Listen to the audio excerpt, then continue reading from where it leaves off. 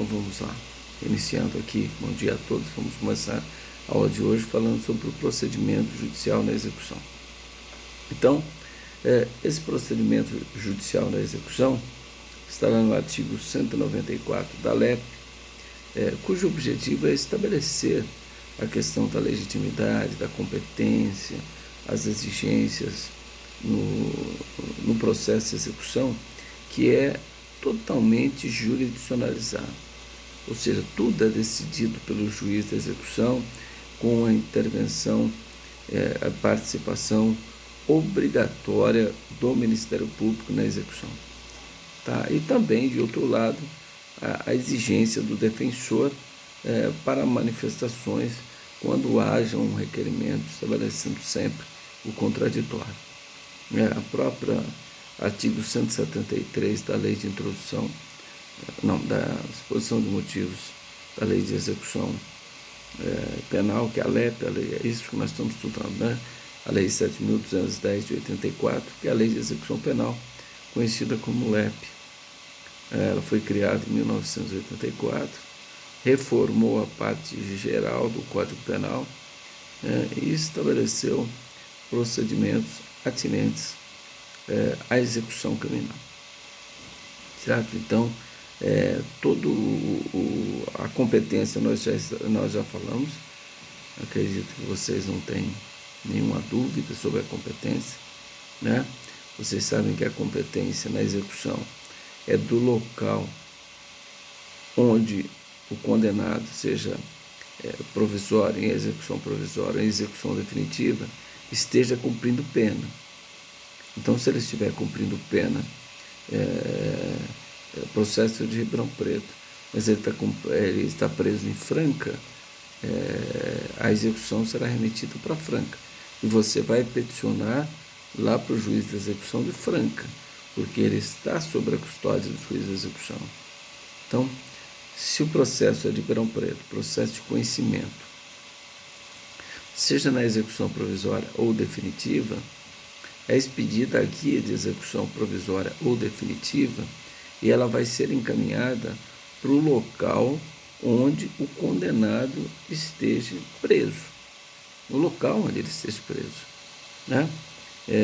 E aí existe o promotor que atua lá junto ao juiz da execução e a defesa pode pleitear os interesses do condenado lá no local onde ele está preso. Tá certo? Então isso é muito importante. Não é que o juiz que condenou ele aqui em Ribeirão Preto e ele recorreu, você vai fazer o pedido aqui para o juiz de Ribeirão Preto. Não, só se ele estiver preso em Ribeirão Preto. Aí vai ter a execução provisória, o juiz da primeira e segunda vara de execuções. Se ele estiver preso em outra localidade, a guia de execução será remetida para aquela localidade onde ele esteja preso. Certo? Então isso, regra de competência. Ampla defesa e contraditório será dado em todos os momentos. Cálculo de pena, quando o juiz vai julgar um pedido de execução, se o Ministério Público, se abre vista para o Ministério Público, abre vista para a defesa. Né? Se vai fazer um exame criminológico, abre vista para o MP, abre vista para a defesa. Isso é o contraditório. Né? E a ampla defesa é o direito dele exercer a sua defesa ali na execução. Né? Eu falo, olha, eu tenho o direito de recorrer daquela decisão, né? Pela garantia constitucional da ampla defesa, pelo duplo grau de jurisdição. Então, na execução, sempre observa o contraditório e ampla defesa. Certo? E é importante, aí eu pediria para vocês, eu queria que vocês pudessem fazer a leitura do artigo 195 da Lei 7.210 de 84, para a gente falar um pouquinho da legitimidade. Quem são as pessoas legitimadas a figurar, a dar início a um procedimento na execução criminal? Mas às vezes, desculpa, eu estava falando a minha posição sobre isso, eu não concordo que essa jurisdicionalização total da execução criminal. Essa é uma posição, né, que eu tenho isolada, né, alguns doutrinadores também de forma isolada, que tudo se concentra no juiz, onde que a execução não anda. Né? Então, onde se faz esses mutirões, verificam lá que tem pessoas que já cumpriram até pena total, não teve nem progressão, porque ninguém olhou por ele, ele teve que cumprir a pena todinha lá. Outros têm direito à progressão do regime fechado para o semiaberto, do semiaberto para o aberto, quer dizer, semiaberto para o aberto, isso iria colocar essas pessoas em liberdade, desafogando o sistema carcerário. Desafogando o sistema carcerário, certamente isso surtiria algum efeito no sentido de o Estado conseguir melhor a sua função de observar as garantias, os direitos constitucionais daquelas pessoas que estão presas. Né? Evitaria a superlotação carcerária. Então, eu tenho uma posição favorável em determinados casos, determinados crimes, a desjudicialização da execução criminal. Vou explicar como. Porque eu já expliquei que nós temos cartório extrajudicial, que você pode casar, você pode divorciar, você pode fazer um inventário, tudo no cartório. Eram atos privativos do órgão jurisdicional. Né? E esses atos envolvem o estado civil das pessoas. Né? E lá o juiz e o promotor é corregedor do cartório de execução, do cartório extrajudicial, cartório de registro, cartório de notas, que nós temos aqui na nossa cidade. Então, eu entendo que alguns crimes poderia se deixar com os compromissos legais a autoridade, o diretor do sistema prisional. Por quê? Se nós temos um requisito objetivo que nós já estudamos, que é o tempo, o lapso temporal. Isso o computador faz. Eu falei, isso uma criança de quinta série faz. Um sexto de tanto, 2/5 de tanto, 10% de tanto, 16% de tanto, 20%, 30, 40, 50, 60, 70. Cálculo aritmético, matemático, o computador faz sozinho. Né? E de outro lado, o requisito subjetivo. O que é o requisito subjetivo? O requisito subjetivo é o merecimento. De que forma? Um documento atestado pela autoridade prisional, o diretor do estabelecimento prisional. Então nós temos lá, ele mesmo dá um documento e tem o cálculo, que esse cálculo é feito pelo poder jurisdicional. Então, olha, se o órgão jurisdicional apresenta o cálculo lá para o diretor, e ele, diretor, que dá o atestado de bom comportamento carcerário, que é um dos requisitos, por que ele não poderia fazê-lo? Determinando a ida do sujeito para o regime, por exemplo, semiaberto, em determinados crimes. É lógico, nos crimes que haja violência ou grave ameaça, aí eu entendo que não, porque aí tem a questão do exame criminológico e tal. Mas nos demais crimes, eu não vejo por que o promotor e o juiz serão corregedores desta execução criminal, onde ela seria, nessa parte, desjudicializada. Eu acho que funcionaria muito mais e desafogaria toda a execução criminal que está entravada. Agora, com o processo digital, tende-se a ir um pouco mais rápido. Mas existe, já foi terrível, ainda mas já foi terrível a execução. Você fazia um pedido na execução, demorava 6 meses para o juiz decidir o pedido. Você ia lá conversar com o juiz, ele falava assim, olha, está na fila, está vendo aquele monte lá? Ó. O senhor está na fila, está lá. Tem tudo aquilo ali para decidir. Era assim que funciona. Né? Então, pela quantidade, por exemplo, em Ribeirão Preto, nós concentramos vários presídios aqui tudo aqui no primeiro e segunda vara das execuções criminais. Então essa é uma posição minha, eu só gostaria de passar isso para vocês, que é uma posição assim que é cogitada, mas não tem efetividade prática ainda. Tá bem? Então eu pediria que, se fosse possível, alguém fizesse a leitura do artigo 195 da LEP, por gentileza.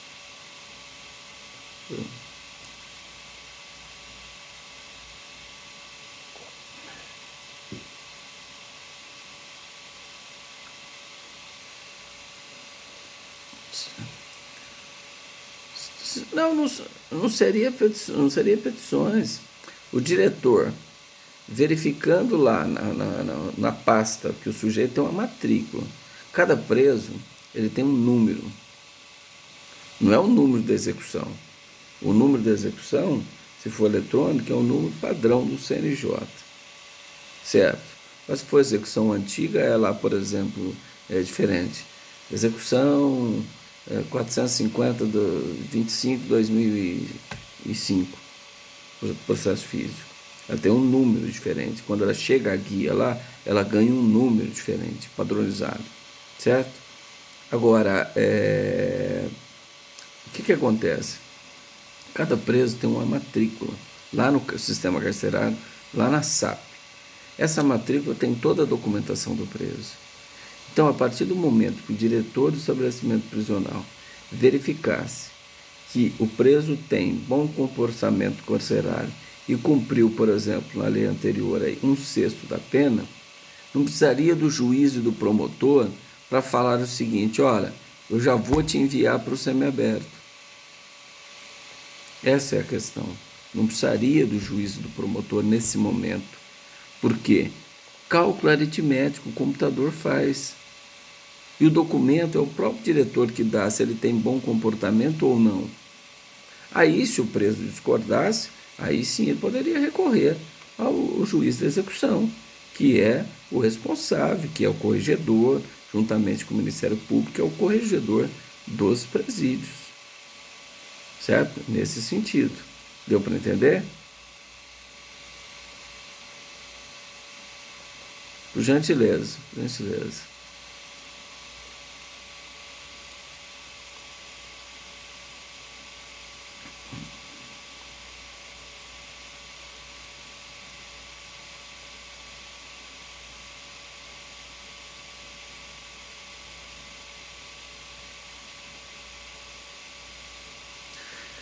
Tá, então, o procedimento judicial ele pode ser instaurado até mesmo de ofício. O juiz baixa uma portaria, né, para a concessão da progressão de regime, por exemplo, abre vista para o MP, abre vista para a defesa e decide sobre a progressão. Pode ser de ofício. Agora, se não for, pode ser feito pelo próprio condenado ou pelos seus familiares, ou seja, o CAD. Então, o sujeito está preso lá, eu pego a procuração dele, ou se não, eu posso pedir até mesmo a procuração da esposa, cônjuge, ascendente, descendente, o irmão. Essa é a regra de parentes que a gente usa aqui no processo penal, né? Eu posso pegar uma procuração e já propor um pedido de progressão de regime, um requerimento de progressão de regime de cumprimento de pena, tranquilamente. Então, essas são as pessoas que têm legitimidade ativa para dar início a um processo na execução, tá? Um procedimento na execução. Pois não.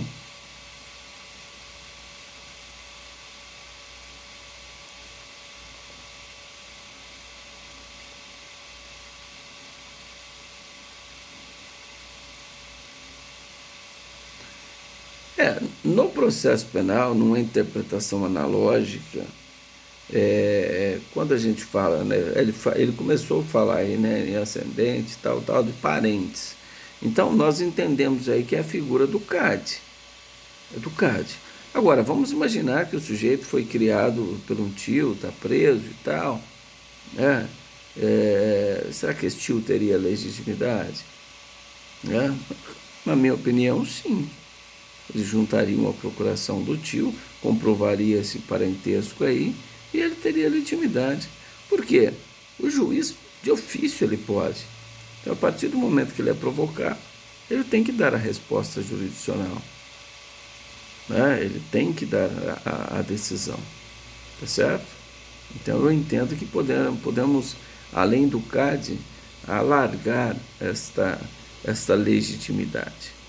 Tá? Desde que você demonstre essa linha de parentesco e os mais próximos excluindo os mais remotos. Essa é a interpretação. Os mais próximos excluem os mais remotos. Então, se tem o cônjuge, não vai o descendente requerer, porque tem o cônjuge. Então, eu entendo assim, que os mais próximos excluem os mais remotos. Tudo bem? Por nada. Vamos falar então das decisões. Essas decisões, a princípio, a lei de execução não fala que essas decisões devem ser modificadas, devem ser fundamentadas. Ou se são sentenças. Será que são sentenças? Porque se forem sentenças, elas devem obedecer os requisitos do artigo 381. Né? Então, o Frederico Marques, o Mirabete, ele entende que essa decisão do juiz de execução, por exemplo, decidindo a progressão de regime, a peça que vocês vão fazer, decidindo a revogação de medida de segurança, ele estaria proferindo uma sentença. Portanto, ele deveria observar os requisitos do artigo 381 do Código de Processo Penal, que fala dos requisitos da sentença, o relatório, a motivação e a fundamentação. Tá? Já o Renato Marcão, por exemplo, ele disse que não, porque não se trata nem de uma sentença no sentido literal. Por quê? Essas decisões proferidas pelo juiz de execução, elas não fazem coisa julgada. Se elas não fazem coisa julgada, né, não necessitaria a obrigatoriedade da fundamentação como se fosse uma sentença. Esse é o entendimento do Renato Marcão. Mas eu entendo que, se a gente ler, quem pode ler, por favor, aí, o parágrafo 1º do artigo 112 da LEP, parágrafo 1º, 112 da LEP. O que ele diz aí?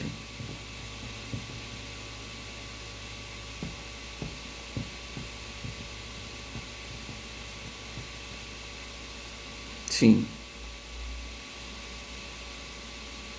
Da LEP. Já enquanto se localiza, só falando que a própria 6ª Câmara do Tribunal de Justiça de São Paulo já entendeu que ele não tem essa característica de sentença. São despachos de natureza coativa. Só isso. Tá? Mas vamos ver se ele tem fundamental ou não. Tá?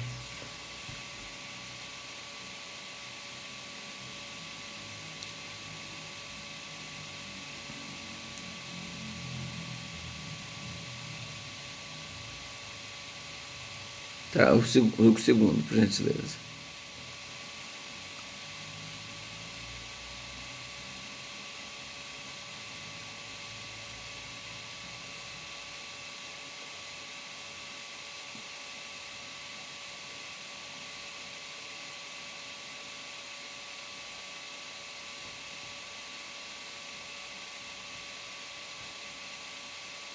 Tá, então vocês verificaram aí que esse entendimento da própria 6ª Câmara Criminal, do Renato Marcão, que não trata de sentença. Primeiro, porque não faz coisa julgada. Por quê? Se o juiz nega a progressão hoje, daqui a um mês o sujeito pode fazer um pedido de progressão e o juiz conceder. Então, não faz coisa julgada essas decisões. Elas podem ser revistas assim que o sujeito adquire o direito anteriormente havia pleiteado. Certo? E a necessidade da fundamentação, aí sim, decisão ou despacho, né? Nós falamos, vamos considerar despacho de natureza coativa, ele deve ser fundamentado, porque aí nós temos a garantia constitucional. A própria Ada Pellegrini sustenta que não há previsão no artigo 194 ao artigo 197, que fala do procedimento judicial, a observância do artigo 93, inciso 9 da Constituição Federal, que trata da motivação das decisões judiciais. Ela diz que não há previsão, mas se nós formos lá no artigo 112, parágrafo 2º, nós verificamos que lá está a previsão da necessidade da fundamentação. Então, sob pena de nulidade, a decisão deve ser fundamentada. Essa é a garantia constitucional do princípio da motivação das decisões judiciais. Pois não.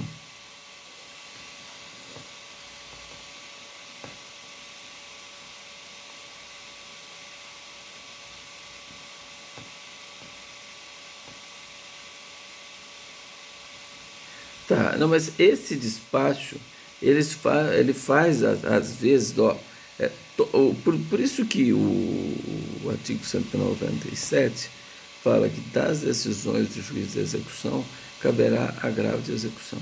Das decisões. Então, eu estou dizendo os doutrinadores. O Marcão sustenta que é despacho de natureza coativa.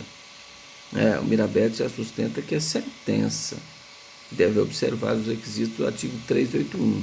Falei da 6ª Câmara Criminal do Tribunal de Justiça de São Paulo, que reconheceu que ela não tem força de sentença, porque aquela decisão proferida não faz coisa julgada, certo? Mas nós verificamos que, ainda que seja um despacho de natureza coativa, ainda que seja uma decisão interlocutória, todas essas decisões do juiz de execução cabe agravo à execução. Tá? É isso que eu quero mostrar para vocês. Mas que as decisões, ainda que não seja sentença, depende do posicionamento doutrinário adotado, devem ser fundamentadas conforme o artigo 93, inciso 9 da Constituição Federal, sob pena de nulidade. Devem ser fundamentadas sob pena de nulidade. Certo? Não, peraí, nós vamos chegar lá, vamos na ordem. Vamos na ordem que nós vamos falar todos eles. Tudo bem, então? Só um detalhe que eu não falei para vocês. Na execução, não cabe a manifestação ou a ingerência nem do querelante na ação penal privada, porque o Estado que tem o jurisprudente é ele que executa, né, a pretensão executória da pena, é ele que vai executar a pena. Então, não tem a participação do querelante.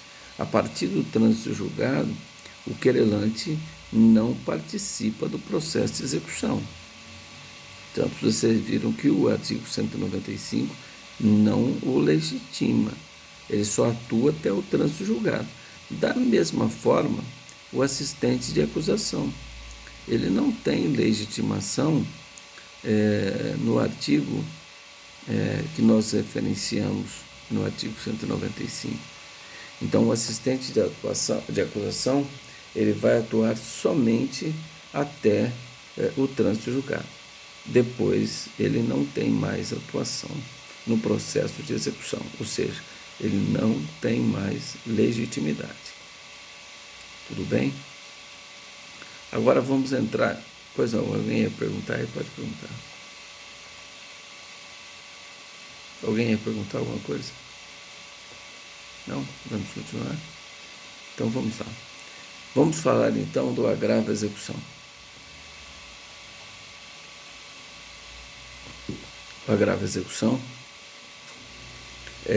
Então ele foi criado com a lei de execução, a lei 7.210 de 84, no artigo 197 da referida lei. Antes de 84, para impugnar todas as matérias do juiz da execução, era cabível o recurso em sentido estrito. Por quê? Não tinha agravo. Então, interpõe o recurso em sentido estrito. Antes de 84, todas as matérias da execução eram impugnáveis via recurso em sentido estrito, porque não existia o agravo. O agravo só foi criado em 84 com a Lei 7.210, que é a LEP. Aí criou lá no artigo 197 das decisões do juiz da execução, cabe agravo à execução sem efeito suspensivo. Certo? Tudo bem. Efeitos nós vamos falar depois. Dá o exemplo. Ele tem efeito devolutivo só. Não tem efeito suspensivo. Exceto em uma única hipótese que eu vou comentar. Então, o agravo à execução, presta atenção, você usa ele na execução, não é em relação às matérias da execução. Livramento condicional, anistia, graça, indulto, suspensão condicional da pena, pedido de remissão, não se estabelece a utilização do agravo à execução em relação à matéria, mas a competência ela é verificada em relação ao juiz que profere a decisão. Se foi o juiz da execução que profere a decisão, qual o recurso que cabe? Agravo à execução. A qualquer matéria? Qualquer matéria. Está relacionada à execução? Quem decide é o juiz da execução. Então você vai agravar a decisão do juiz da execução. Qualquer matéria, a lei não diferencia se é uma matéria, se é outra matéria. A lei diz, das decisões do juiz da execução, cabe agravo à execução. Ponto final. Tá? Ele não estabeleceu, nessa hipótese, nessa outra hipótese, não. Todas as decisões do juiz da execução, cabe agravo à execução. Mas pode interpor embargos declaratórios? Lógico que sim. Qualquer decisão cabe embargos declaratórios, desde que haja no processo penal, processo civil deu modificado, não tem mais a ambiguidade. Então, se tiver ambiguidade, contradição, obscuridade ou omissão, nos termos do artigo 382, você pode interpor embargos declaratórios de uma decisão do juiz de execução, que irá interromper o prazo para o agravo. Então, o embargo são 2 dias. Você entra com embargos no prazo de 2 dias. Demora 1 mês para julgar os embargos. Quando publicar os embargos, volta a ocorrer na íntegra, na totalidade, o prazo do agravo à execução, porque interrompe. Os embargos declaratórios interrompe o prazo e não suspende. Tá? O efeito dele é interruptivo e não suspensivo. Tudo bem? Então vamos lá. Falamos da competência do juiz da execução. Agora, quem tem legitimidade para propor o agravo à execução?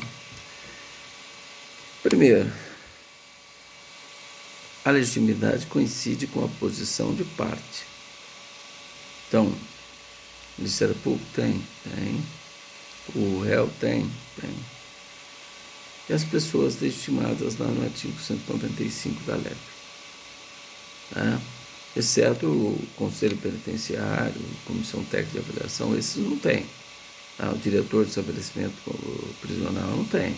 Nós temos o Ministério Público, nós temos o condenado, né? E nós temos aquelas pessoas legitimadas, cônjuge, descendente, irmão ou parentes. Podemos dar uma interpretação mais elástica aí, no caso concreto, conforme já referenciamos, tá certo? Então essas são as pessoas legitimadas, tá? Agora vocês vão perguntar, bom, mas qual que é o procedimento do agravo? Como que é? Eu interponho, eu tenho prazo, eu não tenho prazo? Como que funciona? Eu posso interpor por petição ou não? Em primeiro lugar, quando foi criado o agravo à execução, a única coisa que o legislador fez foi o seguinte: artigo 197 da LEP. Das decisões do juiz da execução, cabe a agravo à execução sem efeito suspensivo. Ponto final. Ele não falou mais nada. Aí o procedimento do agravo, como que ele se procede? Você interpõe no tribunal? Você interpõe aqui no juiz da execução? Como que é? Então, veio a discussão. Fala assim, ele segue o mesmo rito do recurso em sentido estrito. Porque é a lógica, né? Porque antes de 84, era o recurso de sentido estrito que você impugnava as decisões do juiz da execução. Então, nada mais lógico do que admitir o processamento do agravo à execução como sendo o mesmo processamento relacionado ao recurso em sentido estrito. O mesmo. Mas tem divergência, por exemplo, a Ada Pellegrini Grinover, né, a saudosa Ada Pellegrini Grinover, tem lá, ela escreve processo penal, tem o livro dela de Teoria Geral do Processo, né? Então ela diz que não, caberia agravo de instrumento, mas isso não prevalece. O procedimento do agravo é o procedimento do recurso em sentido estrito. Então, como que é? Prazo. Você tem prazo para interpor? Tem. Qual que é o prazo? 5 dias. Previsão. Súmula 700 do STF. Então, a súmula 700 do STF diz que você terá 5 dias de prazo para interpor o agravo à execução. Certo? Não tem outra previsão. É a súmula do Supremo Tribunal Federal. Súmula 700 do Supremo Tribunal Federal. Tá certo? 5 dias para você interpor. Agora, e aí segue o procedimento do resto, porque o resto também é 5 dias, né? Então, você interpõe. Você é obrigado a apresentar as razões junto com a interposição?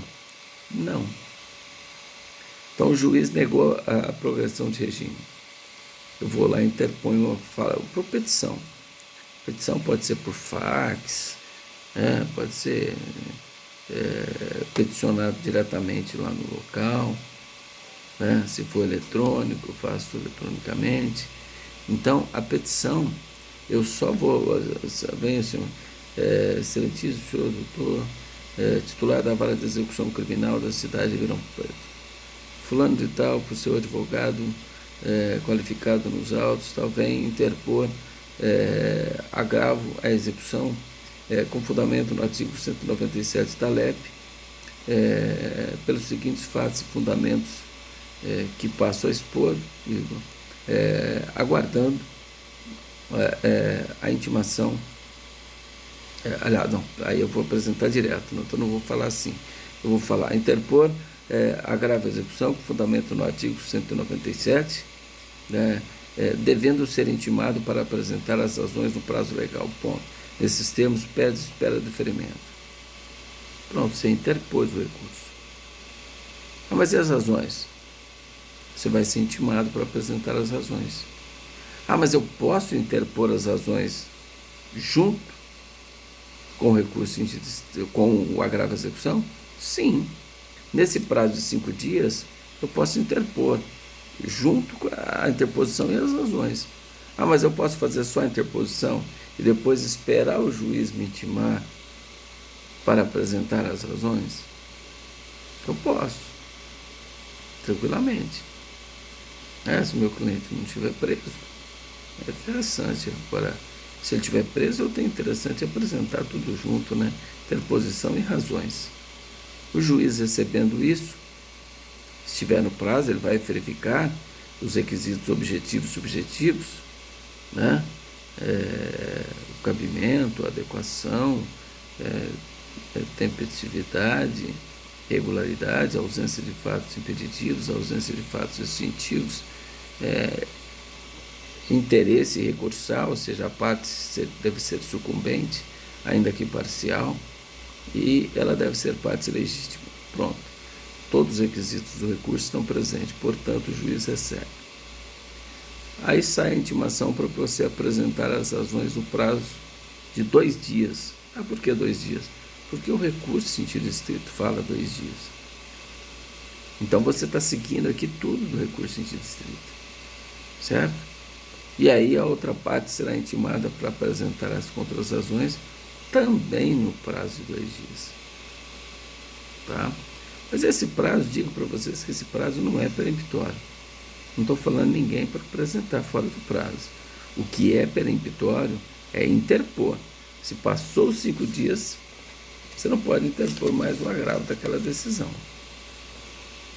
Não pode interpor. Se passou os 5 dias. Agora, se interpôs, não apresentou as razões no prazo legal, o juiz não pode mandar o agravo para o tribunal sem as razões. Seria uma violação ampla da defesa. Então, se o condenado tiver advogado constituído, ele interpõe e não apresenta as razões, o juiz deverá fazer o quê? Deverá intimá-lo para constituir novo advogado de sua confiança no prazo de 5 dias, 10 dias, para apresentar as razões, sob pena de ser-lhe-á nomeado o advogado dativo. Se o advogado dele, então, ele não constitui outro advogado, o juiz oficia a defensoria vai apresentar as razões de apelação. Então, esse prazo não é peremptório, tá? Mas o advogado pode ser multado. A multa pode ser de 10 a 100 salários mínimos. 10 a 100 salários mínimos. Certo? Pois não.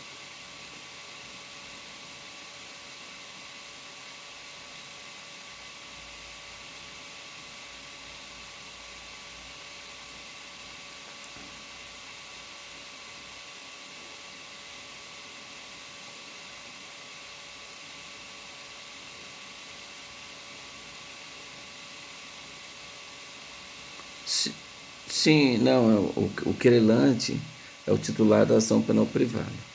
A partir do momento que houve o trânsito julgado, ele não participa mais. Então, se a defesa apresentou o agravo, né, ele é intimado a apresentar as razões. Quem? A defesa. Depois o juiz intima quem? Quem é a outra parte? Quem atua na execução? O Ministério Público, para apresentar as contrarrazões no prazo legal de 2 dias. Certo? Entendeu? Então essa parte é o Ministério Público. Agora, se é o Ministério Público que entrou com agravo, o juiz vai intimar o Ministério Público para apresentar as razões do agravo. Apresentadas as razões, o juiz vai intimar a defesa do condenado a apresentar as contrarrazões do agravo. Tá certo? Tudo bem? Então tá, por nada. Bom, feito então, recebidas as contrarrazões, o juiz, obrigatoriamente, ele deve fazer,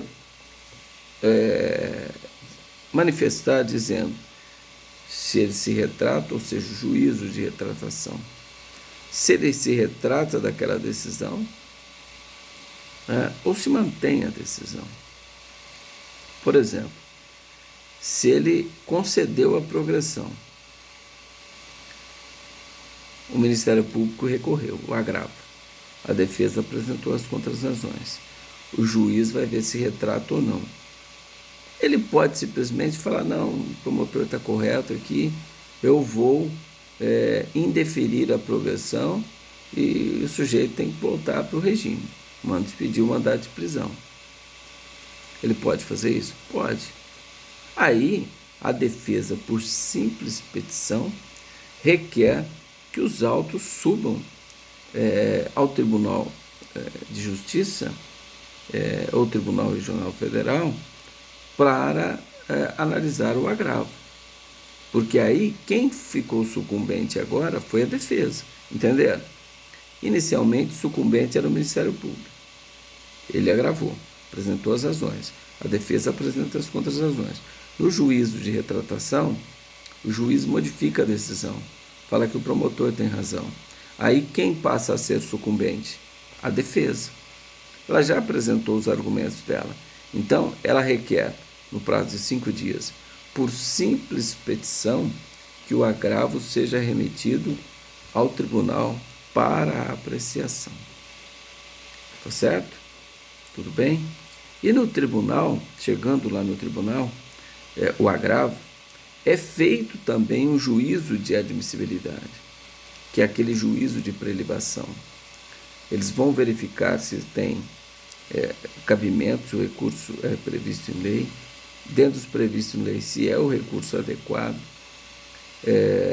dos recursos adequados, se ele é tempestivo, se ele foi interposto da maneira correta, regularidade, se não tem nenhuma renúncia, que é fato extintivo, e se não tem desistência ou falta de recolhimento de preparo nos casos que a lei exige.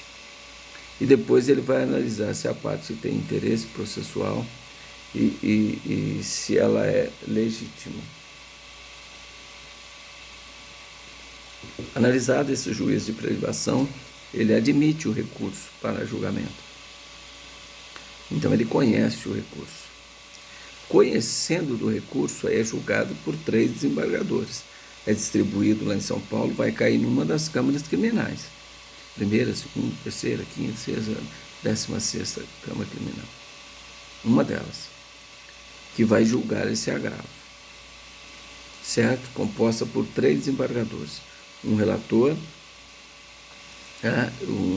e os 2 vogais que vão participar desse julgamento. Tá? Esse julgamento, a defesa pode fazer a sustentação oral? Pode. A defesa tem 15 minutos para fazer a sustentação oral. E o Ministério Público também. A Procuradoria de Justiça ou Subprocuradoria da República, se for no âmbito federal. Tá? Eles vão fazer a sustentação oral de 15 minutos. Se o promotor que recorreu, ele fala primeiro, a defesa fala depois. Se a defesa recorreu, ela fala primeiro, a Procuradoria fala depois.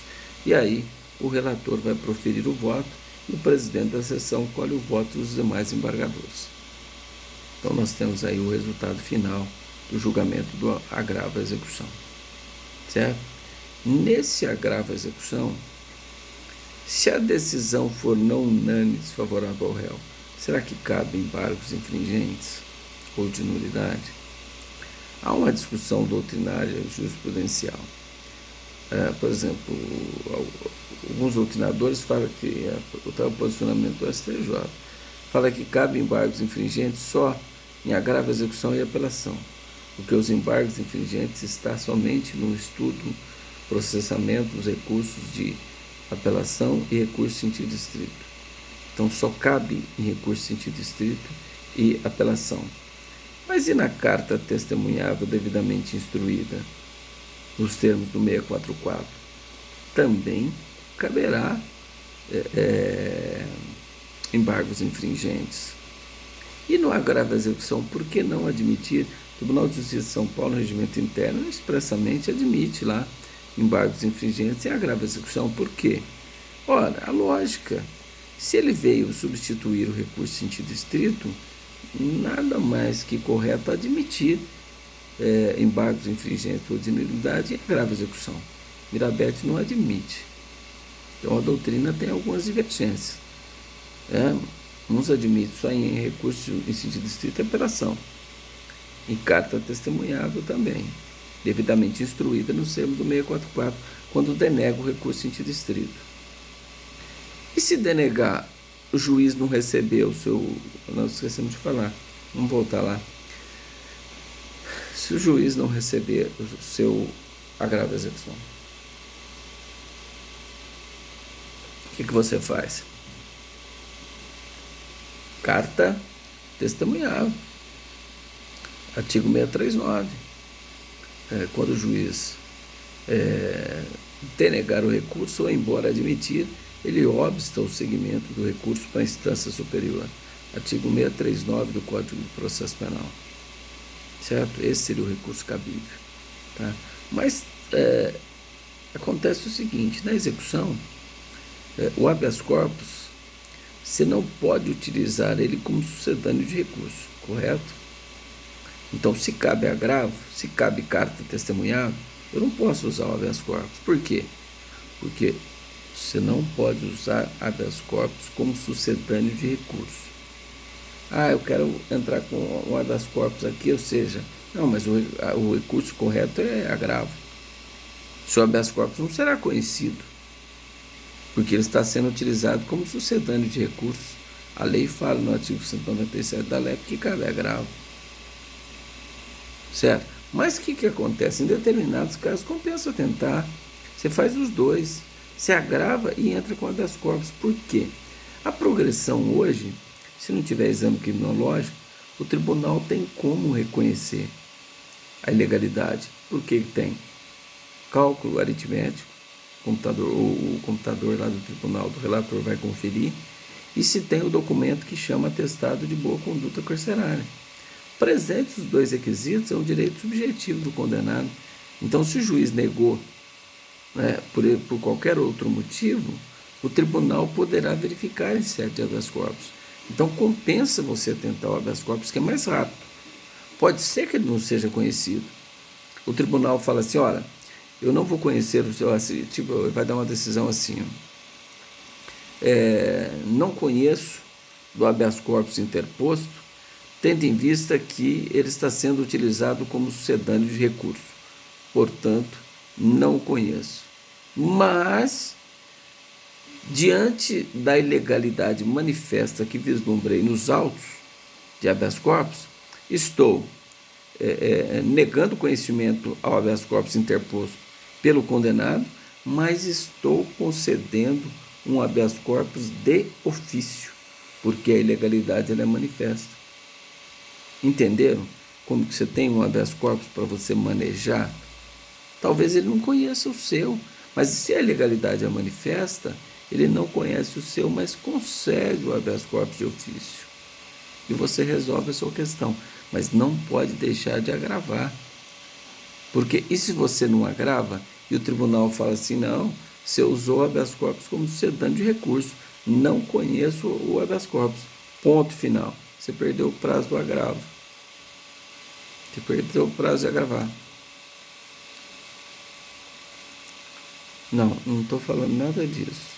Não estou obrigando, não é obrigado a fazer isso.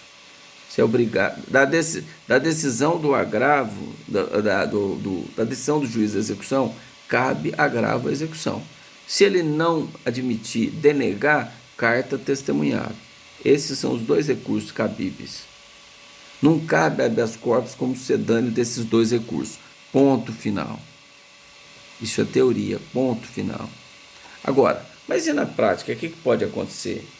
Pode acontecer de que, se você entrar com esses recursos que a lei admite, mas concomitantemente propor um habeas corpus, você poderá conseguir sucesso lá no tribunal.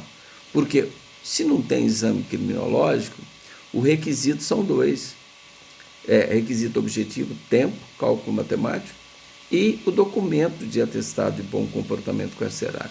Então, o tribunal pode ser que nem conheça o seu habeas corpus, mas diante da ilegalidade manifesta, ele fala, conceda o habeas corpus de ofício. Tá vendo? Você conseguiu resolver a situação mais rápida. Entendeu a questão prática da coisa? O que você não pode deixar é de utilizar os recursos corretos que a lei admite. São dois. Decisão do juiz de execução, agravo à execução. O juiz não admitiu a agravo à execução por qualquer motivo. Falou que é intempestivo, falou que não tem interesse, falou qualquer coisa. Você entra com a carta testemunhal. Esses são os recursos corretos. Mas o habeas corpus você maneja. Sempre a gente fala, ó, o habeas corpus você tem ele aqui na manga. O advogado não pode ter preguiça de impetrar habeas corpus. Impetra. Se o tribunal falar que não conhece, tudo bem. Não conheceu? Deixa chegar o agravo lá, ele vai julgar. Mas e aí? E se ele tem condição de verificar a ilegalidade no habeas corpus? Pode ser que ele fale, não, estou verificando aqui que é ilegal, né? E conceda a ordem do habeas corpus para deferir a progressão de regime do paciente. Certo? Tudo bem? Então, essa é uma questão prática interessante. Né? E mesmo o habeas corpus não sendo sucedâneo de recurso, que isso foi de uns 10 anos para cá. Antes a gente entrava habeas corpus assim, à torta e à direita. Hoje o tribunal não, o tribunal quis diminuir a quantidade de habeas corpus, hoje ele está rigoroso. Uma sentença tem uma nulidade, você entra com habeas corpus. Sabe o que ele fala para você? Você entra com apelação e entra com habeas corpus também. Ele fala, não, mas você está usando o habeas corpus como sucedâneo de apelação. O tribunal já falou isso para mim. Eu falei, não, doutor, espera chegar a apelação aqui que nós vamos julgar. Mas a ilegalidade é manifesta. Não, o habeas corpus não adentra na matéria probatória, espera chegar a apelação que nós vamos julgar. Aí chegou a apelação, eles acataram a preliminar e anularam o julgamento, colocaram meu cliente em liberdade. E não mudou nada. Tudo que já tinha lá na apelação, contra as razões e contra as razões, já estavam lá. Eu tirei cópia de tudo e entrei com o habeas corpus. O tribunal falou, não conheço o habeas corpus. Você está utilizando aquilo como sucedâneo de recurso. Deixa chegar a sua apelação aqui que nós vamos julgar. Chegou a apelação lá, eles deu provimento à apelação, acatando a preliminar, anulando o julgamento. Entendeu? Então, nos 10 anos para cá, habeas corpus, você tem que utilizar, mas estão cortando, não pode utilizar como sucedâneo de recurso. Tá? Isso para diminuir a quantidade de habeas corpus. Tá? Porque só ano passado parece que... Não, 2019 parece que entrou, só de São Paulo, no STJ, 38 mil habeas corpus. No STJ. Tá? Então vamos lá. Então, decisão não unânime desfavorável ao réu, corrente majoritária entende que cabe embargos infringentes ou de nulidade, que é um recurso exclusivo da defesa. Tá? Você é obrigado a propor? Não. Se o seu cliente não te contratou para você atuar nas vias excepcionais, ele fala, não quero entrar com... Tudo bem, você não entra. Mas se você pretender entrar com recurso especial, o recurso extraordinário ou ambos, obrigatoriamente você terá que entrar com embargos infringentes ou de nulidade. Mas por quê? Porque senão você não teria decisão de última instância. E o recurso especial extraordinário só cabe de decisão de última ou única instância proferida pelos tribunais, seja no STJ, no recurso especial, seja matéria de natureza constitucional, recurso extraordinário ao STF. Então, aí se você quer entrar com recurso especial extraordinário, você está obrigado a entrar com os embargos infringentes. Se você não entra e entra direto com recurso especial extraordinário, o tribunal vai dizer, não conheço, nego segmento ao recurso especial extraordinário, tendo em vista que não há decisão de última instância. Então você é obrigado a entrar com recurso especial extraordinário. O embargos infringentes, se você quiser entrar com recurso especial ou extraordinário. Pois não.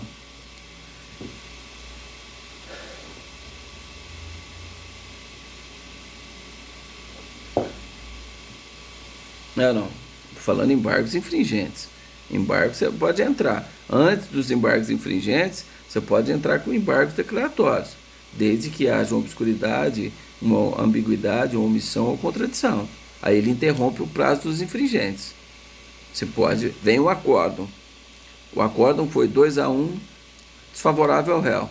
Você entra com embargos declaratórios, normais. Tá?